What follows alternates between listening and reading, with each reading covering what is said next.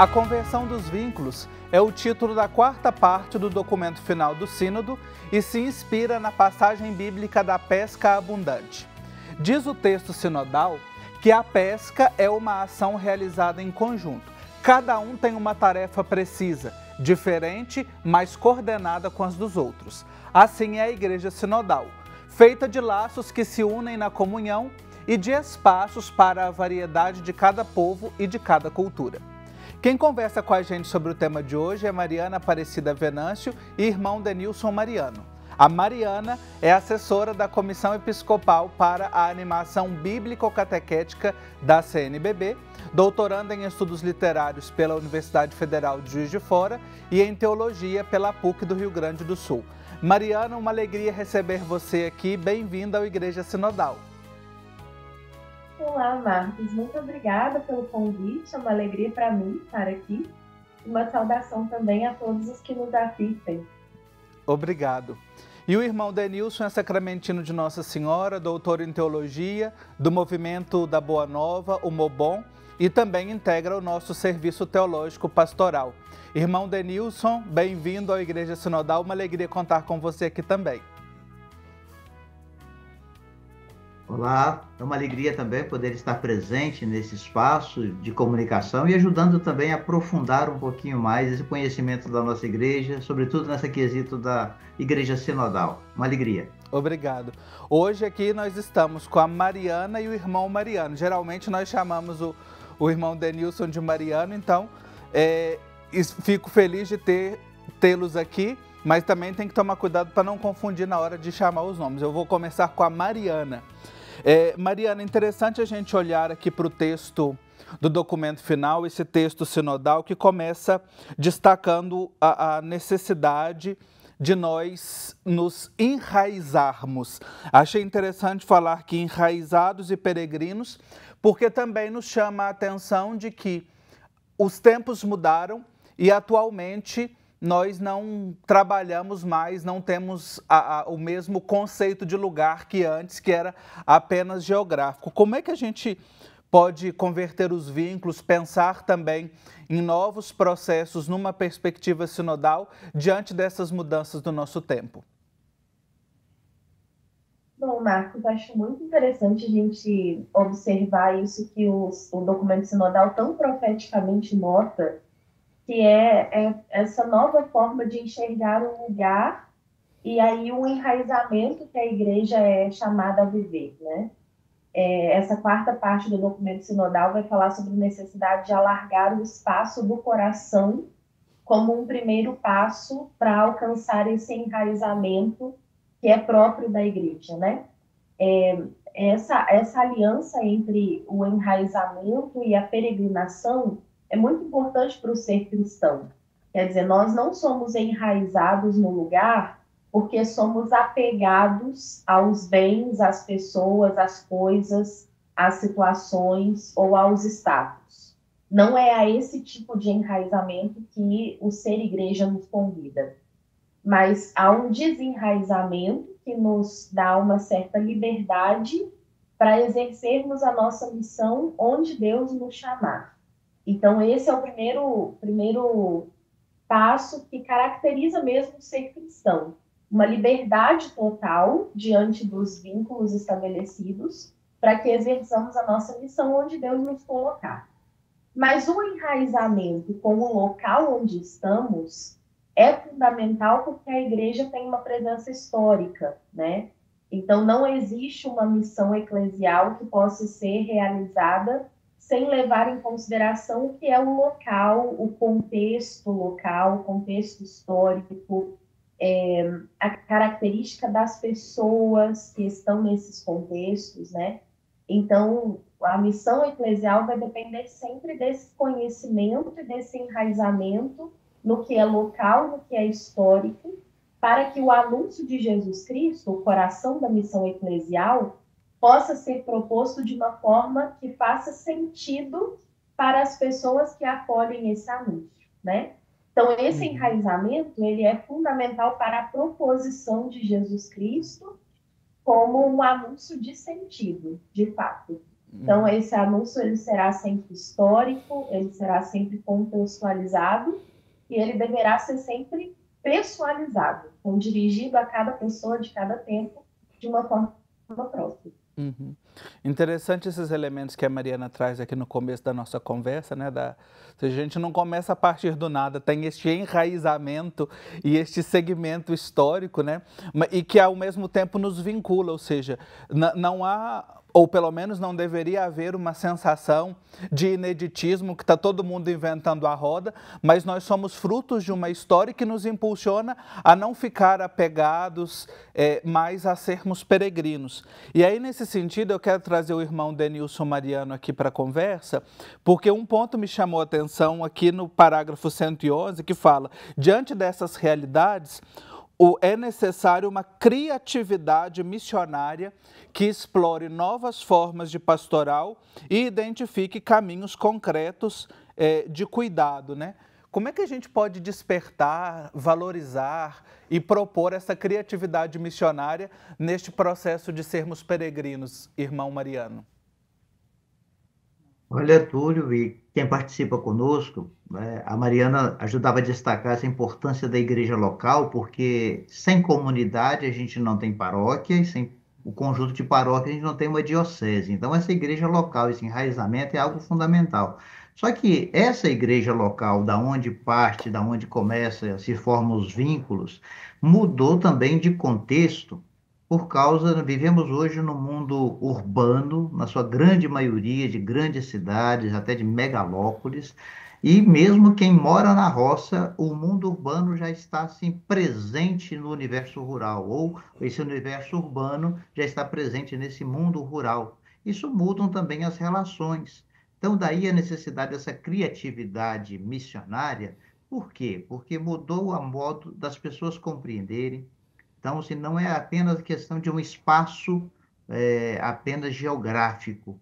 Hoje há uma nova configuração dos espaços existenciais.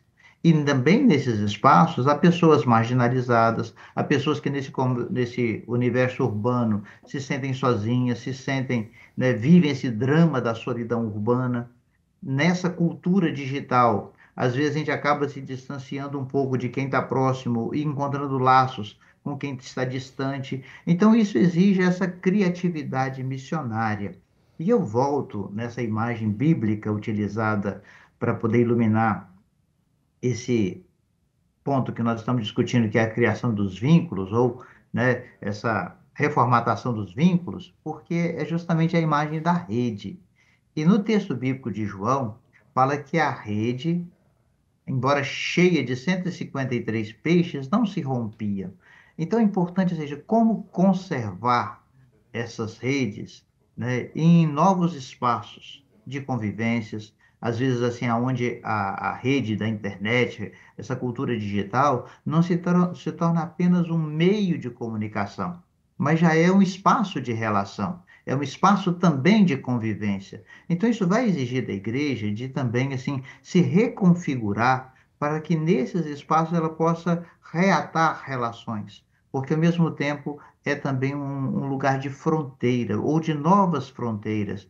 Então, isso nos desafia. Então, como ajudar a ser igreja também nesse espaço virtual? Como ajudar as pessoas a terem um conhecimento da pessoa de Jesus, um espaço de formação missionária, de formação cristã, nesses espaços virtuais e, sobretudo, que a gente sabe também, alargando para além um pouquinho do documento, aonde também influenciadores digitais, às vezes sem uma formação propriamente teológica, sem uma formação propriamente eclesial, mas que navegam nesse meio, influenciam pessoas, às vezes até mesmo no espírito contrário à sinodalidade, contrário à comunhão eclesial. Então, isso nos desafia. Por isso, assim, que é muito importante a gente aprofundar esse dado assim, de como ser sinodais nesses novos espaços, nessas novas fronteiras trazidas por essa rede digital que a gente vive hoje. Muito interessante essa abordagem que o irmão Mariano traz, né, para a gente perceber, ou seja, ser criativos a partir de onde nós estamos, que todos esses lugares, né? E um ponto aqui que eu queria destacar, que ele falava do território existencial aqui no parágrafo 117 do documento menciona isso, eu quero compartilhar com você. Para responder às novas exigências da missão, é chamada a abrir-se a formas inéditas de ação pastoral que tenham em conta a mobilidade das pessoas e o território existencial em que se desenvolve a sua vida, né? O Papa Francisco, quando fala da igreja em saída para as periferias geográficas, existenciais e sociais, agora novamente fala-se desse território existencial como um chamado para a gente avançar, ou seja, lançar as redes e também nas redes para construir esses vínculos e que nos permitem articular-nos bem e de maneira sinodal. É um pouco o panorama que este capítulo nos traz, que a gente está conversando aqui no programa de hoje com a Mariana Venâncio e com o irmão Denilson Mariano. Eu quero convidar você, se quer rever alguns dos nossos programas, que acesse o nosso repositório no YouTube, @Igreja Sinodal. Você tem acesso a todos os programas, então pode rever, pode compartilhar e assim vamos construir esta Igreja Sinodal, partindo também de processos formativos. A gente vai fazer um intervalo bem rapidinho e já já eu continuo com outros temas importantes da quarta parte do nosso documento final do Sínodo. Até já! Estamos de volta com o nosso programa Igreja Sinodal. Obrigado pela sua companhia. Estamos conversando sobre o capítulo 4, a quarta parte, né? Assim que está nominado no documento final do Sínodo, que é sobre a conversão dos vínculos. Estou conversando com a Mariana Venâncio e com o irmão Denilson Mariano. E eu chamo a Mariana para a conversa porque falamos no primeiro bloco sobre esta cultura, né? Novos espaços, criatividade pastoral, estarmos enraizados no contexto de uma igreja que peregrina também. E um elemento importante, Mariana, que me parece importante destacar aqui, no parágrafo 121, que fala sobre o intercâmbio dos dons. A igreja, a nível local e na sua unidade católica, propõe-se como uma rede de relações através da qual circula e promove a profecia da cultura do encontro, da justiça social, da inclusão dos grupos marginais, da fraternidade entre os povos e do cuidado da casa comum. Me parece que é um remar contra a maré, ou nadar contra a correnteza, diante de tanto individualismo que a gente vive. A igreja está nos chamando a viver essa riqueza do intercâmbio dos dons. Como a gente criar essa cultura da partilha, da construção coletiva e comum em vista de uma igreja sinodal? Acho que o documento final foi muito feliz ao trazer essa ideia da troca de dons aqui, porque é um fechamento muito bom para algo que desde o início do processo sinodal nós vínhamos discutindo, que é a ideia de que sinodalidade não significa uniformidade, muito pelo contrário. A sinodalidade só se realiza se nós somos capazes de reconhecer as nossas diferenças e não entender as nossas diferenças como ameaças, mas como um dom que o Espírito dá à igreja. Então, a noção da troca de dons aqui no documento final, ela vai desde as relações interpessoais, quer dizer, eu na relação com uma outra pessoa entendo as nossas diferenças como um dom que a igreja, que o Espírito dá à igreja, né? Não somos iguais, não temos os mesmos dons, mas os dons específicos que temos, quando colocados a serviço, constroem isso que é a comunidade cristã. E aí essa experiência de troca de dons vai se ampliando para o nível também institucional. Então, quer dizer, não só nós, pessoalmente, individualmente, colocamos a serviço da igreja os nossos dons, como também as igrejas locais, naquilo que tem de especificidade, de dons próprios, colocam a serviço da unidade da igreja como um todo, aquilo que cada uma pode trazer como contribuição. Acho que uma escola para exercitar essa diversidade de dons, essa troca de dons, esse intercâmbio, é o próprio ambiente da paróquia, que é algo ressaltado aqui na quarta parte do documento, né? Todos nós, acredito que a grande maioria das pessoas que nos assistem aqui, fazem parte de uma comunidade cristã, pertencem a uma paróquia, E na paróquia a gente vai percebendo isso, né? Como que às vezes é difícil para nós lidar com as pessoas que são diferentes, pensam de forma diferente, né? Tem uma concepção diferente sobre a pastoral, sobre a ação evangelizadora. É no exercício do contato com o outro e com o diferente que a gente vai aprendendo a viver de uma forma diversa daquela que a nossa sociedade às vezes nos ensina, né? Fora da igreja, as diferenças, aquilo que o outro traz como sua particularidade é para nós sempre uma ameaça, né? Somos incentivados a impor a nossa opinião, a nossa vontade. Dentro da igreja não é assim. Na comunidade cristã, nós entendemos a diversidade de dons como um dom do Espírito para nós. E aí, exercitando isso dentro da paróquia, nós vamos entendendo esse intercâmbio de dons, essa troca de dons, também a nível institucional, né? Na igreja no Brasil, por exemplo, nós temos experiências belíssimas de igrejas irmãs. São só um exemplo de como, a nível institucional, as igrejas locais podem contribuir umas com as outras naquilo que elas têm a oferecer, né? E aí o documento final incentiva para que todas as igrejas no mundo inteiro, enraizadas naquilo que é local, né, entendam e procurem caminhos para oferecer os seus dons também às outras, construindo essa rede de unidade e comunhão.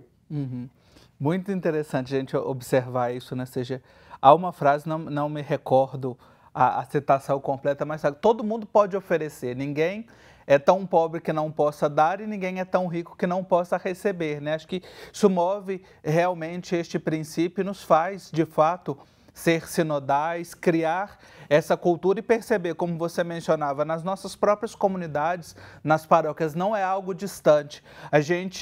O documento acentua algo que a gente é chamado a viver e a exercitar todos os dias nas nossas realidades, mas a partir de uma nova cultura, de uma nova mentalidade, né, que o documento sinodal nos propõe. E aí eu chamo o irmão Mariano para a conversa, porque vem este capítulo, esta parte, vem assim numa construção bonita, falando de estar enraizados, de criar vínculos, estabelecer vínculos, e nos chama, que a mim me parece um dos elementos mais importantes desse capítulo, se não de todo o documento, quando fala do vínculo para a unidade e fala das conferências episcopais e das assembleias eclesiais, e se adotar um estilo sinodal de articulação, de vivência. E quero destacar principalmente as assembleias eclesiais, irmão Mariano. Nós tivemos uma assembleia eclesial a nível latino-americano e o documento retoma. Acho que foi um grande laboratório também para o sínodo, né? Como é que a gente pode pensar também numa mudança, numa nova mentalidade, nova cultura de estabelecer e ampliar esses espaços, alargar a tenda? Bom, caro Marcos Túlio e caro telespectador, penso que a gente poderia frisar uma frase do documento que diz da uma salutar descentralização. Ou seja, que as coisas não estivessem centralizadas, mas que favorecessem a uma maior participação de todos, a uma maior comunhão. Então, vejam, tanto é importante lembrar que em 2023 aconteceram 7 assembleias eclesiais. O documento lembra isso. Isso é um fato importante. E essa que você citou, em especial aqui unindo a América Latina, nós tivemos, assim, pela primeira vez, representantes dos bispos, dos presbíteros, dos leigos, dos religiosos, todos numa grande assembleia eclesial, aonde, né, os diferentes atores, ou seja, as diferentes formas de ser igreja estavam todas unidas, tentando caminhar juntas.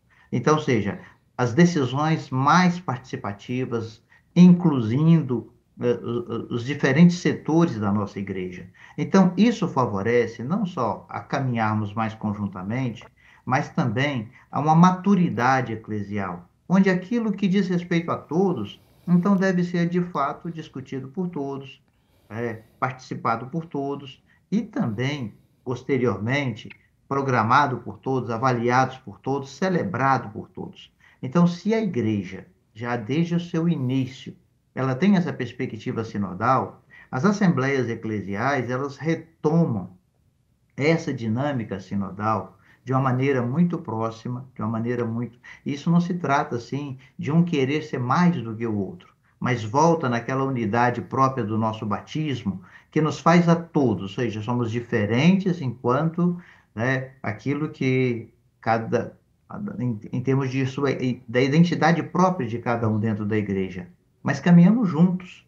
Então, há uma dignidade que é comum a todos. Então, uma Assembleia Eclesial, ela reforça essa dignidade batismal, empodera, por assim dizer, todos os diferentes atores dentro da vida eclesial e contribui para que o documento chame dessa salutar descentralização, aonde, inclusive, né, o bispo de Roma não é colocado como uma espécie de superbispo que manda em todas as dioceses. Não, ele é bispo de Roma, mas ele tem uma função de promover a unidade, a sinodalidade em toda a igreja. E aí o documento frisa também a importância de que cada país tenha a sua conferência episcopal, que haja também uma melhor normatização canônica do funcionamento dessas conferências e que também haja, até mesmo que seja melhor explicitado, aquilo que compete ao bispo de Roma e aquilo que compete,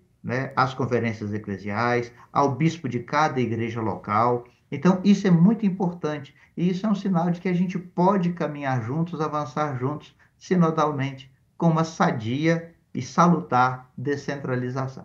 Verdade, e importante o elemento que o irmão Mariano destaca, né? Ou seja, um não anula o outro, ou seja, os organismos do povo de Deus, né? Todos os membros do povo de Deus, os ministros ordenados, os cristãos leigos, religiosos, consagrados, enfim, todos chamados a viver juntos e a pensar juntos, responder a chamados, que a gente possa, de fato, dar passos concretos para isso, né? Instalar assembleias eclesiais a nível continental, a nível de cada país e, de fato, implementar esta cultura sinodal. A gente vai chegando ao fim do programa de hoje. Eu quero agradecer muito aos nossos convidados pela rica reflexão e destaque desses elementos aqui da quarta parte do documento final. Mariana Venâncio, uma alegria ter você aqui. Obrigado pela sua participação. Muito obrigada, Marcos. Agradeço pelo convite, pelo espaço. Desejo que o Sínodo possa crescer cada vez mais como um caminho de conversão pessoal e comunitário também. Então, muito obrigada por esse espaço e também pelo serviço, pelo grande serviço que é o programa Igreja Sinodal. Obrigado, que assim seja. E também o irmão Denilson Mariano, obrigado mais uma vez aqui por nos ajudar neste processo de reflexão e aprofundamento. Olha, a gratidão é mútua, Marcos, tá? E eu queria deixar assim, com muito carinho para o nosso povo, de que o sínodo, a sinodalidade, longe de ser uma ameaça para a igreja, é uma grande bênção. Então, nós podemos caminhar juntos, todos guiados pelo mesmo Espírito. Então, muito obrigado e que a sinodalidade continue a crescer em nossos espaços familiares, comunitários, sociais e, sobretudo, eclesiais. Amém, que assim seja. E obrigado você pela companhia não só no programa de hoje, mas durante todo esse ano. Desejo a você um abençoado 2025, com muitas bênçãos, com muita esperança. É o ano do Jubileu da Esperança e que a esperança possa realmente fecundar e crescer em nossos corações. A gente dá uma pausa aqui no programa Igreja Sinodal e nos próximos programas a gente vai rever alguns dos melhores momentos que a gente refletiu sobre este processo sinodal. Em breve nos vemos para programas inéditos. Até lá!